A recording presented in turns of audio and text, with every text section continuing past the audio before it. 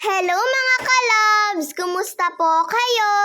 Kaninang umaga ay nagsimula na nga din pong magtrabaho sila lolo pati po sila tito. Ilalagay na po kasi nila yung tubular pati po yung sipperlin sa bahay namin. Si tito ko po pala ay papa niya nga din po yung kasama niya dito. Tinutulungan niya nga po si papa niya sa pagtatrabaho.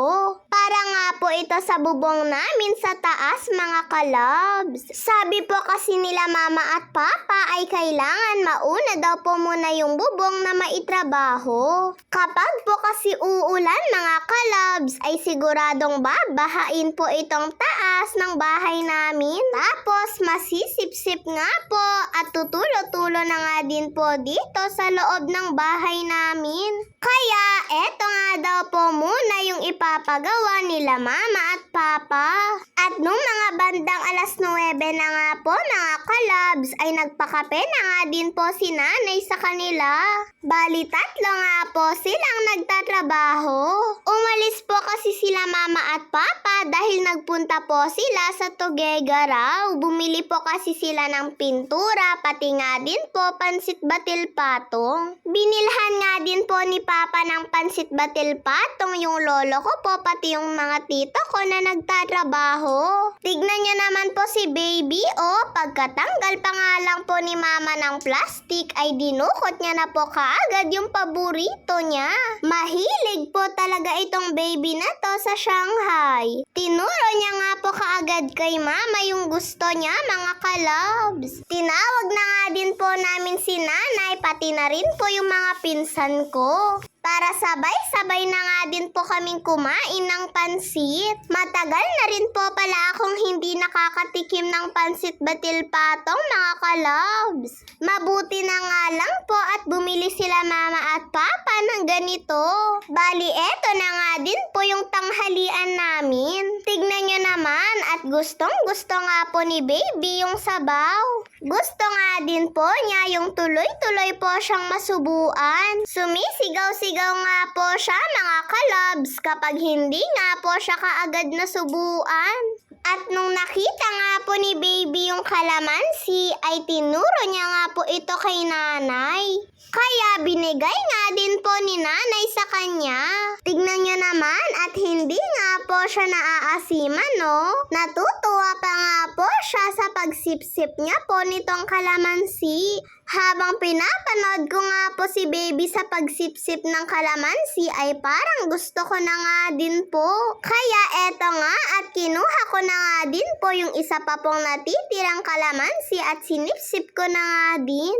At kung kailan nga lang po paubos na ni baby yung kalamansi na sinisip-sip niya ay tsaka nga lang po siya nag-react. Late reaction nga daw po siya mga kalabs. Kaya pinagtatawanan po namin. At nung naubos niya na nga po yung sinisip-sip niyang kalamansi, aba at gusto pa nga po niyang humingi. Sabi nga po ni Papa ay tama na nga daw po yung isa, baka daw po kasi mangasim yung sikmura niya. At wala na nga po siyang nagawa kundi ay sipsipin na lang po ng sipsipin ito pong hawak niya. At pagkatapos nga pong nagmerienda nila lolo pati po nila tito ay nagpatuloy na nga din po sila sa pagtatrabaho. Ang bilis nga pong kumilos ng lolo ko Kahapon nga po ng hapon ay tsaka niya lang po ito inumpisahan at siya nga lang din po yung mag-isa. At pagkatapos nga po namin kumain mga kalabs ay aalis na naman nga po ulit sila mama at papa. Eto nga at naisipan ko nga pong lokohin si papa mga kalabs. Kikilitiin ko nga po siya sa leeg niya. Kanina po kasi habang nanonood po ako ng tahimik ay kinikiliti niya nga po ako.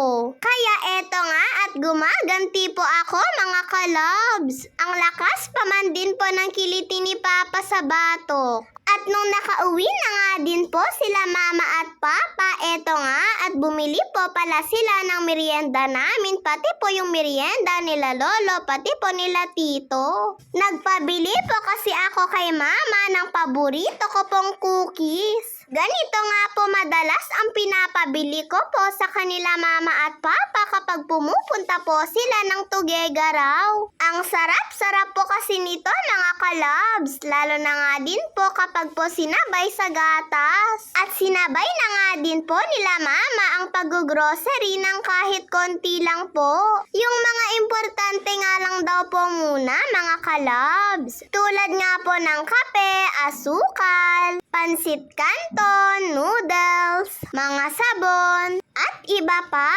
Konti nga lang daw po yung ginrocery nila mama at papa dahil kailangan nga daw po nilang magtipid. Kailangan daw po kasi munang i-budget yung pera dahil kasalukuyan nga daw po silang nagpapatrabaho. At nung nakita ko nga po yung cup noodles mga kalab, sabi ko po kay mama ay parang gusto ko po ito. Kaya nga lang po sabi ni mama ay para nga daw po ito kay papa.